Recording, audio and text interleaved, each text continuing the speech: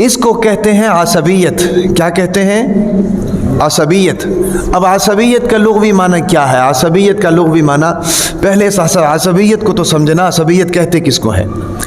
عصبیت کا لغوی معنی ہے، عصبیت عصبہ سے نکلا ہوا ہے. عصبہ کہتے ہیں باپ کے رشتہ داروں کو.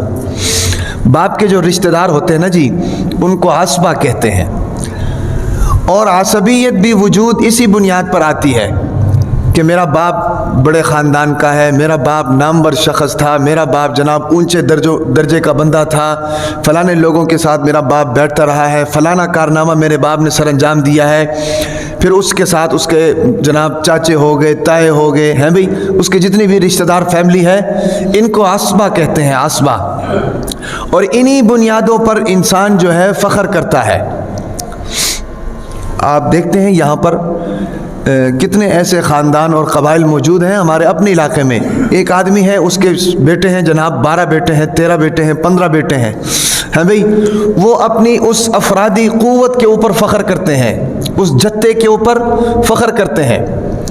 چاہے وہ غلط کام بھی کریں تو اس میں ایک دوسرے کا ساتھ دیتے ہیں. چلو صحیح کام میں تو ایک دوسرے کا ساتھ دینا ہی چاہیے، لیکن غلط کام میں ایک دوسرے کا ساتھ نہیں دینا چاہیے. تو غلط کام بھی کرتے ہیں تو ایک دوسرے کا ساتھ دیتے ہیں. اسی رویے کو عصبیت کہتے ہیں اور اسی سے عصبیت وجود میں آتی ہے. سمجھ آ رہی بات کی؟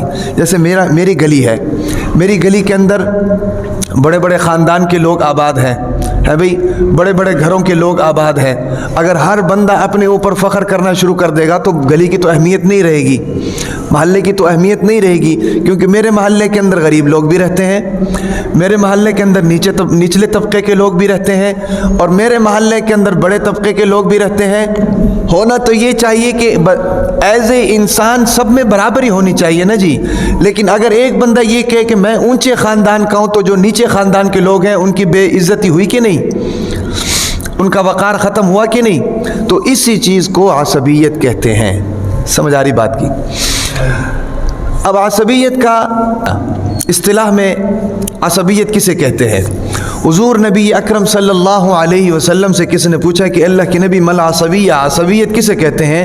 تو حضور نبی اکرم صلی اللہ علیہ وسلم نے فرمایا کہ ان تعین قومک علی ظلم، کہ اگر تم اپنی قوم کی مدد کسی ظلم پر کرو تو اس کو کہتے ہیں عصبیت.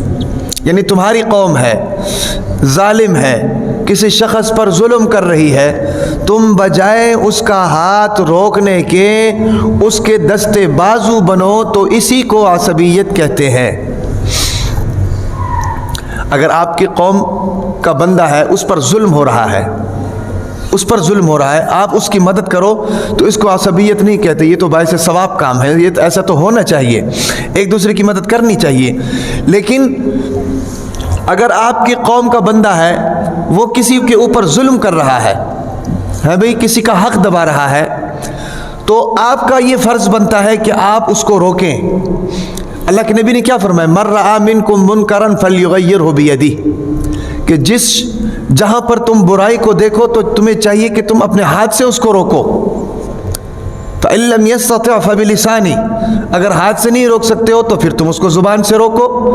فإن لم يستطع فبقلبه، اور اگر زبان سے بھی نہیں روک سکتے ہو تو کم از کم دل میں تو اس کا برا سمجھو نا، اور یہ ارادہ کرو کہ کل کو اللہ مجھے طاقت دے گا تو میں ہاتھ کے ذریعے اس سے روکوں گا.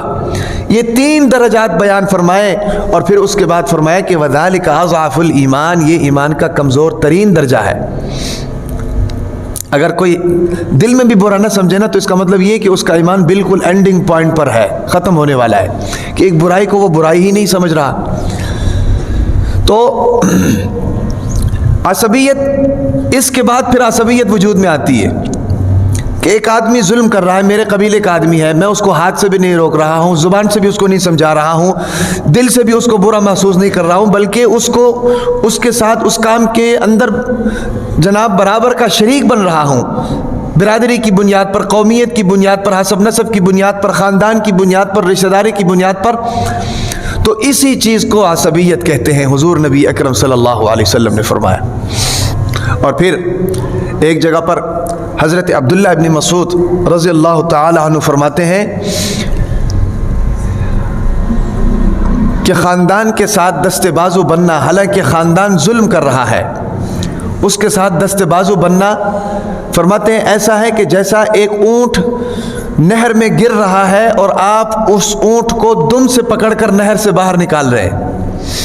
یعنی مطلب کیا ہے کہ جس طریقے سے ایک اونٹ کو دم سے پکڑ کر نہر سے باہر نکالنا ناممکن ہے، اسی طریقے سے یاد رکھو کہ خاندانی عصبیت کی بنیاد پر، حالانکہ تمہارا خاندان غلطی پر ہے، تمہارا قوم قبیلہ غلطی پر ہے، پھر بھی آپ اس کے ساتھ دستے بازو بنتے ہو صرف اسی بیس کے اوپر کہ یار میری کوئی عزت بن جائے، میری کوئی واہ واہ ہو جائے، میرے لیے کوئی فخر کی بات ہو جائے کہ فلانے نے اپنے قوم قبیلے کے لیے یہ کچھ کیا ہے۔ فرمایا کہ جس طریقے سے ایک اونٹ کو دم سے پکڑ کر باہر نکالنا ناممکن ہے، اسی طریقے سے اس کام کے اوپر اس کے لیے عزت کا ہونا بھی ناممکن ہے۔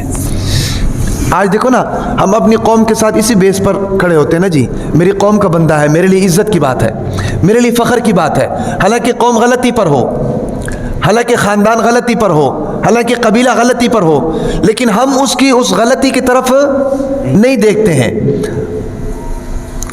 ہم اس کی اس غلطی کی طرف نہیں دیکھتے ہیں، ہم اس کا جناب ببانگ دوہل اس کا ساتھ دیتے ہیں اس غلطی کے اوپر بھی، اور اسی چیز سے عصبیت وجود میں آتی ہے، پھر لڑائیاں ہوتی ہیں، پھر دنگے ہوتے ہیں، پھر فساد ہوتے ہیں۔